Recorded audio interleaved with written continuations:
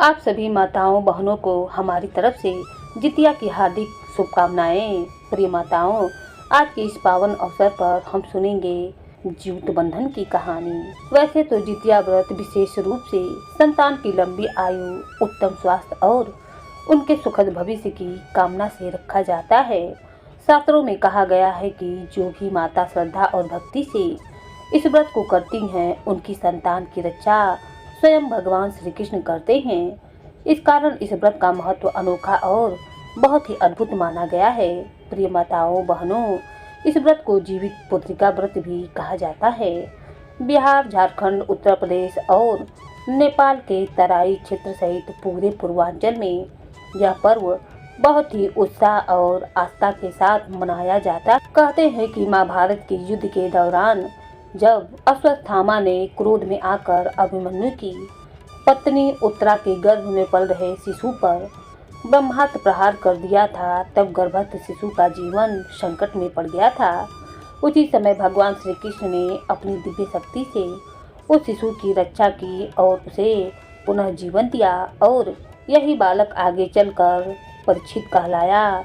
इसी प्रसंग से जीवित पुत्रिका व्रत की परंपरा आरंभ हुई है और धीरे धीरे यह आस्था का महापर्व भी बन गया। हर वर्ष यह व्रत अश्विनी मास के कृष्ण पक्ष की अष्टमी तिथि को रखा जाता है।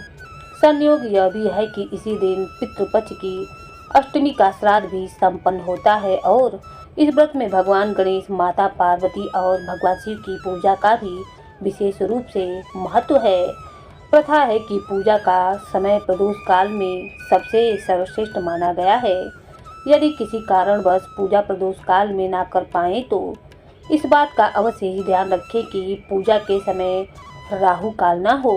सच्ची श्रद्धा, आस्था और भक्ति के साथ जब माताएं कथा को सुनती हैं और व्रत करती हैं, तभी यह व्रत पूर्ण रूप से माना जाता है, क्योंकि बिना कथा सुने व्रत अधूरा रह जाता है और उसका पुण्य भी नहीं मिलता है। तो आइए अब हम सभी मिलकर सुनते हैं जितिया व्रत की पावन कथा और कथा का आरंभ करते हैं। प्रथम पूज्य विघ्नहर्ता भगवान श्री गणेश की जय। एक बार भगवान श्री गणेश जी पृथ्वी पर भ्रमण करने आए थे। उन्होंने एक किसान के खेत से अनाज के 12 दाने लिए और उन्हें मुख में डाल दिया। ऐसा करने के बाद गणेश जी ने सोचा कि मैंने किसान के खेत से बिना पूछे अन्न खाया है और इस तरह से मैं उनका कर्जदार हो गया हूँ। इस कर्ज को उतारने के लिए गणेश जी ने सोचा कि अब मुझे उस किसान के घर पर 12 वर्षों तक के लिए नौकर बनकर उसकी सेवा करनी चाहिए। तो गणेश जी एक साधारण बालक का रूप धरकर उस किसान के घर पहुँच गए और उससे काम मांगा। किसान को अपने घर के और खेतों के काम के लिए एक नौकर की आवश्यकता थी, तो उसने उन्हें काम पर रख लिया। वह इस बात से बिल्कुल अनजान था कि उसके घर पर साक्षात विघ्नहर्ता भगवान श्री गणेश जी पधारे हैं और वह उनसे साधारण नौकर की भांति काम करवाता रहा। एक दिन किसान की पत्नी राख से हाथ धो रही थी, तभी गणेश जी ने उनके हाथ से राख छीन ली और उसे मिट्टी से हाथ धोने को सलाह दे दी। इस पर किसान की पत्नी बहुत नाराज हुई और उसने किसान से गणेश जी की शिकायत करते हुए कहा कि इस नए लड़के ने तो मेरा हाथ मरोड़ा है, इसे आज ही घर से निकाल दो। किसान ने पत्नी की बात सुनकर बालक गणेश से इसका कारण पूछा, तो उस बालक ने उत्तर दिया कि राख से हाथ धोने से घर की रिद्धि सिद्धि का नाश होता है, जबकि मिट्टी से हाथ धोने से घर में रिद्धि सिद्धि आती है। बालक की यह बात किसान को सही लगी और उसने उन्हें घर से नहीं निकाला। एक बार की बात है, कुंभ का मेला लगा तो सभी गांव के लोग मेले में जा रहे थे। तब किसान ने बालक गणेश से कहा कि मेरी पत्नी को कुंभ का मेला दिखाकर ले आओ और वहां स्नान भी करवा ले आना। बालक गणेश किसान की आज्ञा से किसान की पत्नी को साथ लेकर चल पड़े। वहां पहुंचकर किसान की पत्नी नदी किनारे बैठकर स्नान करने लगी। तभी गणेश जी ने उनका हाथ पकड़ा और उसको पानी के भीतर ले जाकर डुबकियां लगवा ली और बाहर निकाल कर ले आए। उनका यह व्यवहार किसान की पत्नी को बिल्कुल भी अच्छा नहीं लगा। उसने घर आकर फिर से गणेश जी की शिकायत की और तब किसान ने फिर से गणेश जी से पूछा कि इसका कारण क्या है। तो बालक गणेश जी ने कहा कि किनारे नहाने से उत्तम फल की प्राप्ति नहीं होती है, इसीलिए मैंने इन्हें भीतर ले जाकर डुबकी लगवा दी। ऐसा करने से अगले जन्म में यह रानी और आप राजा बनेंगे। किसान ने फिर गणेश जी की समझदारी की बहुत तारीफ की। एक दिन की बात है, किसान अपने घर पर हवन कर रहा था तो उसने बालक गणेश से कहा कि जाओ जाकर मेरी पत्नी को बुला लाओ। गणेश जी जब कमरे के भीतर गए तो उन्होंने देखा कि किसान की पत्नी काली चुनरी ओढ़कर तैयार बैठी है और वह उसी काली चुनरी के साथ पूजा करने के लिए चलने लगी है। तो गणेश जी ने उस चुनरी को उतार कर फाड़ दिया और कहने लगे कि पूजा में काले रंग की चुनरी नहीं, लाल रंग की चुनरी पहनकर चलो। अब तो किसान की पत्नी और भी नाराज हो गई और उन्होंने गणेश जी के साथ आने से मना ही कर दिया और वह अपने कमरे में जाकर लेट गई। उधर हवन में बैठे हुए किसान और पंडित जी उसकी प्रतीक्षा कर रहे थे। जब बहुत देर हो गई और किसान की पत्नी पूजा में नहीं आई तो किसान खुद अंदर जाकर देखने के लिए गया। अंदर जाकर देखा कि उसकी पत्नी तो बिस्तर पर सो रही है। तो किसान पूछने लगा, क्या बात है, तुम सो क्यों रही हो? बाहर हवन की तैयारी चल रही है, तुम्हें तो पूजा में बैठना था।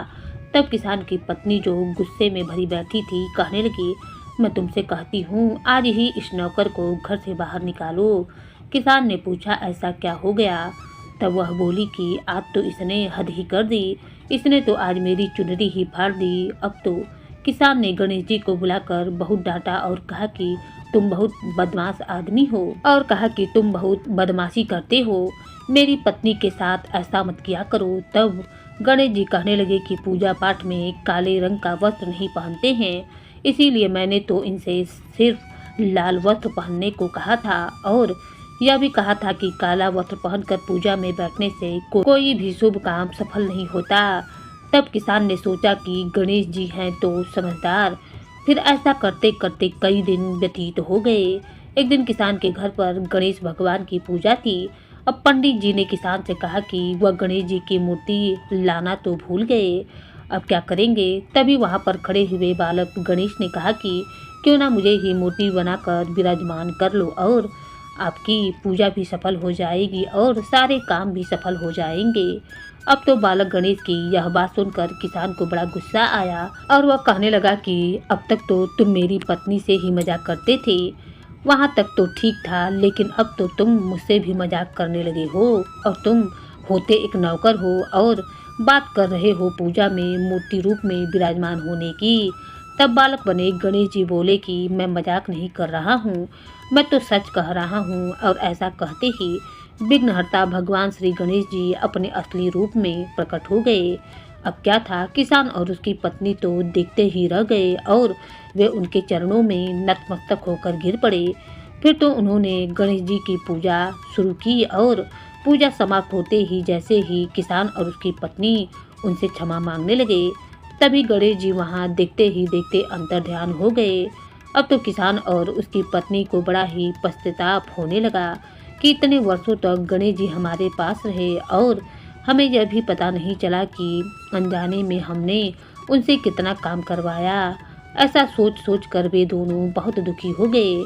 फिर एक दिन गणेश जी ने रात को किसान के सपने में आकर कहा कि किसान, मैंने आपके खेत से 12 वर्ष पहले 12 अनाज के दाने तोड़ लिए थे और उसी का कर्ज उतारने के लिए ही मैंने आपके घर पर 12 वर्षों तक नौकरी की थी, इसीलिए आपको पछतावा करने की कोई आवश्यकता नहीं है। आज से तुम्हारे घर में किसी भी चीज़ की कोई कमी न रहेगी। ऐसा वरदान देकर भगवान गणेश स्वप्न में ही अंतर्ध्यान हो गए और इस प्रकार से भगवान गणेश जी के आशीर्वाद और उनकी कृपा से किसान और उसकी पत्नी पुत्रवान और धनवान हो गए। हे विघ्नहर्ता गणेश भगवान, जैसी कृपा आपने उस किसान और उसकी पत्नी पर की, वैसे ही कृपा हम सब पर भी करना। सभी लोग प्रेम से बोलिए, विघ्नहर्ता श्री गणेश भगवान की जय। प्रिय माताओं बहनों, अब सुनते हैं जितिया व्रत की कथा। एक बार की बात है, सेमर के पेड़ पर एक चील रहा करती थी और पास की ही झाड़ी में एक सियारिन भी रहा करती थी। कुछ ही दिनों में वे दोनों गहरे दोस्त बन गए। दोनों आपस में खूब बातें किया करती थी। चील को जो कुछ भी खाने को मिलता वह उसे लेकर उसका कुछ हिस्सा सियारिन को भी जरूर दे देती थी और सियारिन भी चील का खूब ध्यान रखा करती थी। इसी तरह दोनों का जीवन खूब आनंद से कट रहा था। अब एक बार की बात है, जंगल के पास वाले गांव में कुछ औरतें जितिया व्रत की पूजा की तैयारी कर रही थीं। तो चील एक पेड़ पर बैठकर उन सभी को बहुत ही ध्यानपूर्वक से देख रही थी। अब उसने अपनी प्यारी सखी सियारिन को भी यह बताया।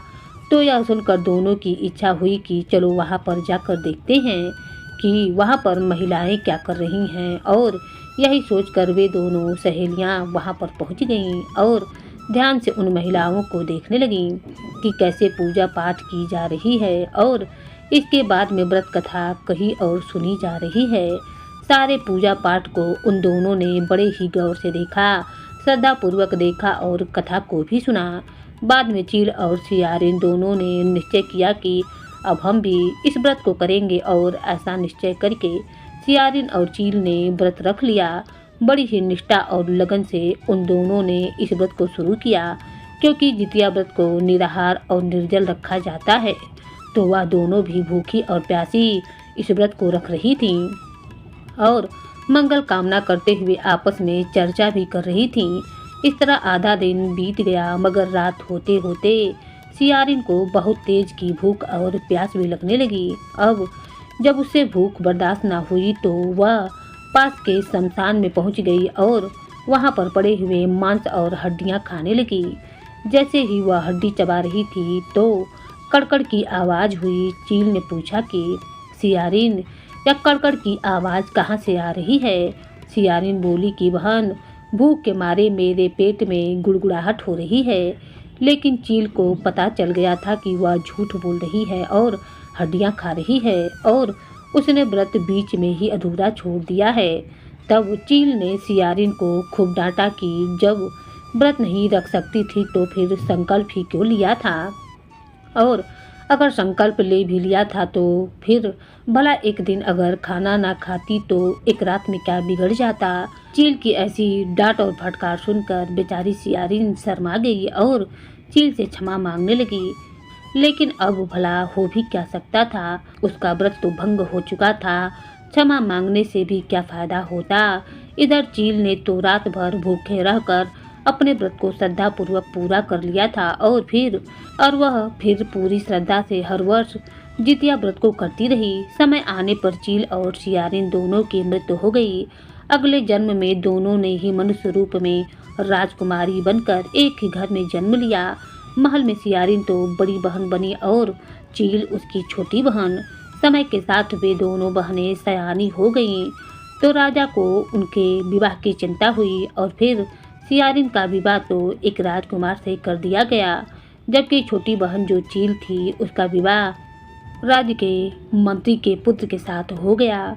कुछ और समय बीतने पर सियारिन जब भी गर्भवती होती और जब भी उसका बच्चा होता तो कुछ ही समय में उस बच्चे की मृत्यु हो जाती। उधर उसकी छोटी बहन को भी बच्चा होता तो वह बहुत ही स्वस्थ और तंदुरुस्त होता और वह जीवित रहता। अब तो बड़ी बहन बार बार अपने बच्चे को खोने के दुख से बहुत ही दुखी रहने लगी। साथ ही साथ उसे अपनी छोटी बहन से भी ईर्ष्या होने लगी। वह तो यह सोच सोच कर कुढ़ती रहती थी कि उसके बच्चे तो होते ही मर जाते हैं और जबकि उसकी छोटी बहन के बच्चे क्यों जीवित रहते हैं। अब वह किसी भी तरह से अपनी छोटी बहन के बच्चे को मरवाना चाहती थी।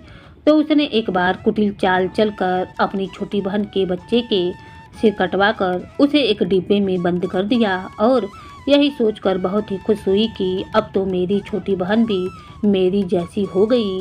लेकिन कुछ ही देर के बाद एक आश्चर्य हुआ। उसने क्या देखा कि उसकी छोटी बहन के बच्चे तो माँ माँ करते हुए महल में दौड़ रहे हैं। यह देखकर वह बहुत हैरान हो गई और जाकर जिस डिब्बे में उसके सिर काटकर उसने बंद कर दिए थे उस डिब्बे को खोलकर देखा तो वह हैरान भी हो गई, क्योंकि उस डिब्बे में बहन के बच्चों के सिर नहीं बल्कि मिठाई पड़ी थी। अब तो उसने बहुत बार और भी उन बच्चों को मारने का प्रयास किया, लेकिन जितिया व्रत के पुण्य और प्रताप से उसकी छोटी बहन के बच्चे हर बार जीवित रह जाते थे। और जब उसने देखा कि वह बच्चों को मारने में सफल नहीं हो पा रही है तो उसने अपनी छोटी बहन के पति को भी मरवाने का कई बार प्रयास किया, लेकिन छोटी बहन पिछले जन्म में और इस जन्म में भी जितिया व्रत रखती थी और इसी व्रत के कारण उसके बच्चे और पति हमेशा उसकी कुटिल चालों से बचे रहते थे और उनकी सदैव रक्षा होती रही। एक दिन बड़ी रानी ने देखा कि उसकी छोटी बहन सज धज कर पूजा की थाली लेकर कहीं जा रही थी, तो उसने पूछा कि बहन तुम कहाँ जा रही हो। तब उसने बताया कि मेरा आज जितिया का व्रत है। अब अपनी छोटी बहन की बात को सुनकर वह बोली कि इस व्रत को तुम क्यों रखती हो और इस व्रत को करने से कौन सा फल मिलता है। तब छोटी बहन बोली कि बहन इस व्रत को करने से निसंतान को संतान सुख मिलता है और जिनको संतान है उन्हें आरोग्य जीवन और लंबी उम्र का आशीर्वाद मिलता है। भगवान श्री कृष्ण उनके बच्चों की रक्षा करते हैं और इस तरह व्रत का महत्व बताते हुए वह अपनी बड़ी बहन से बोली कि बहन मैं तो कहती हूँ कि तुम भी जितिया का व्रत रखा करो, इससे एक दिन तुम्हारी गोद अवश्य ही भर जाएगी। अब तो अपनी छोटी बहन के मुख से ऐसी बातें सुनकर उसे अपनी भूल का आभास हो गया कि मेरी छोटी बहन मेरी सुनी गोद की चिंता करती है और मैं उसी की गोद को उजाड़ने पर तुली हुई हूँ। तो वह हाथ जोड़कर रो रो कर अपनी बहन से माफ़ी मांगने लगी और उसने अपनी बहन को सारी बात बता दी। लेकिन उसकी छोटी बहन बहुत दयालु थी। उसने अपनी बड़ी बहन को क्षमा कर दिया और उसे अपने साथ पूजा करने के लिए लेकर गई और वहां जाकर जितिया व्रत की विधि विधान से पूजा की और व्रत रखवाया। व्रत की कथा सुनाई। व्रत के प्रभाव से रानी ने 9वें महीने में बहुत ही सुंदर पुत्र को जन्म दिया। फिर तो वह पुत्र जीवित हो गया और दीर्घायु को प्राप्त हुआ। अब वह दोनों बहनें हंसी खुशी महल में रहने लगी और हर साल जितिया का व्रत रखने लगी।